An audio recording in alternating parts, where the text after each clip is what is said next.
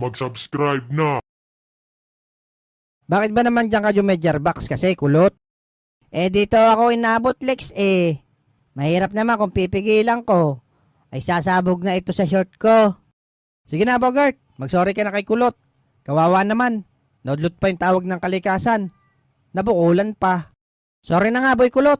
Huwag ka na magalit. Dayo ka pa kasi dito ng pagtae. Ano ba kasing ginagawa nyo rito sa pwestuhan ko? Hinatid kasi namin yung matigas na ispag kay Abudo.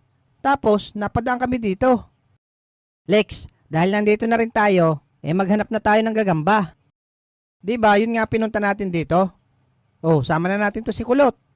Sige, wala naman akong gagawin ngayon. Talagang Jumedjarbox lang ako. Pero maghugas ka muna ng puwet. Ang baho mo Tsaka pasunodin mo si Abudo para may tank tayo. Okay Lex, tatawagan ko. Oh, Kulot, tayo na. Sumama ka sa amin.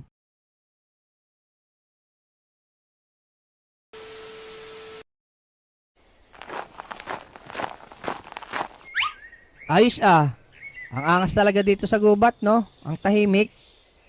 Sana mahanap ko rin yung hari ng gagamba rito. Maraming prutas siguro dito, no? Hoy, wag kang kakain ng kung ano-anong buwang kahoy diyan, Abudo. Baka malasong ka. Sobrang mong takaw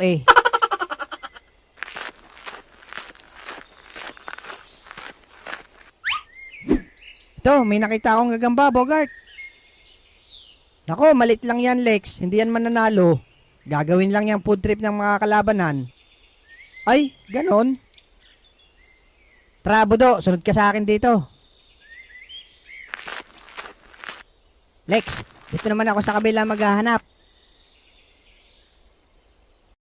A few inches later.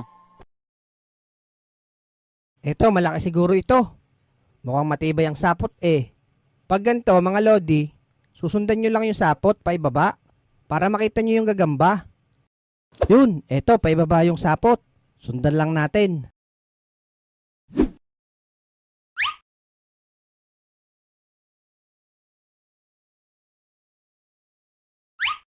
Teka, kuweba na to Bakit mainit dito sa ilalim? Lintik na yan Sumabit pa ata ang saranggola ko. Ikaw, hindi pala sapot yun. Sinulid pala ng saranggola. Hay, sumabit na naman. Maka-order na nga lang online ulit. Hala, delikado rito. Balik pataas.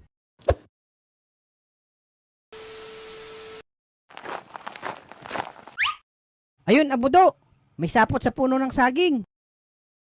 Mukhang malaki yan, Bogart. Saan kaya ito nakatago? Teka, Bogart, nakalabas na ang panglaban mo. Anong panlaban naman dyan, Abudo? Yan labas na ang Dark Continent mo. Gagi, huwag ka nga magulo. Hinahanap ko yung gagamba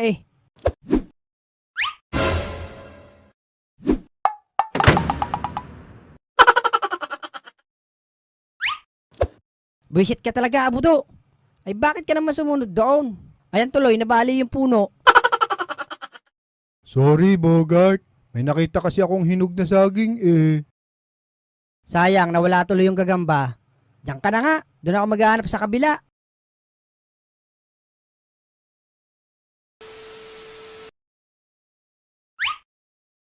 Sabi ni Alex, sundan ko lang daw tong sapot.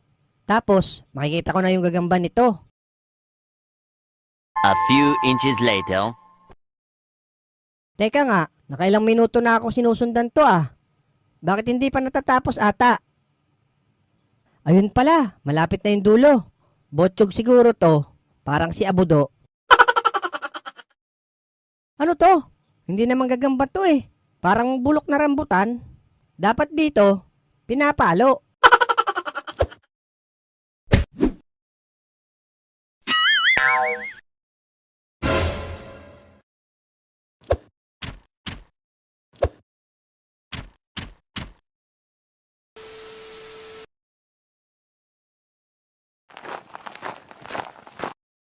Hayop na Abudo yan.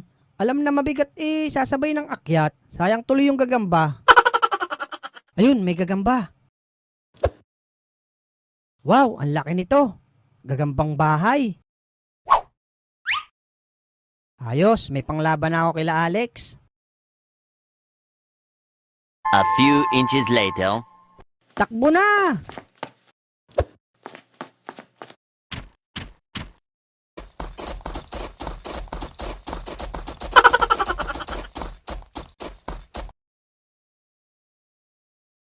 Muntik na tayong maabutan ng baboy ramo ah. Oo nga eh. Ano bang ginawa mo doon, kulot? At hinabol ka nun? Eh, itlog pala yung pinalo ko.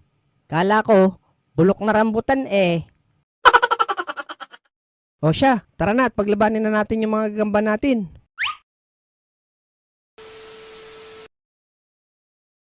O kulot, labas mo na gagamba mo.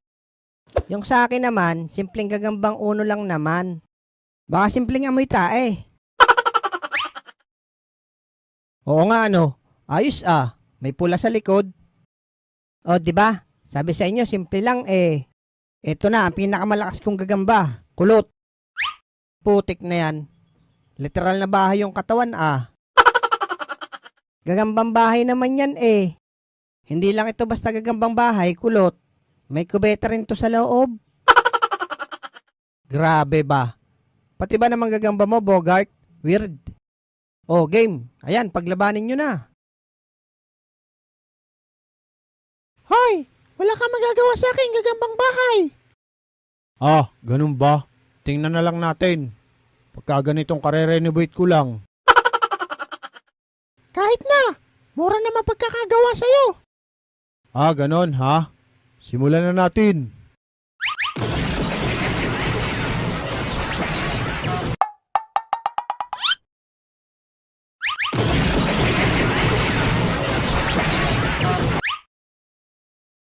Suko na ako! Tinas ko na bandera ko! Walang ayawan. Manda ka. Etong sayo.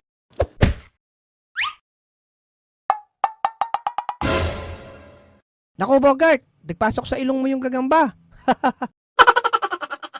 Kala ata, bahay niya ang ilong ni Bogart. Ibalik mo, Bogart, gagamba ko.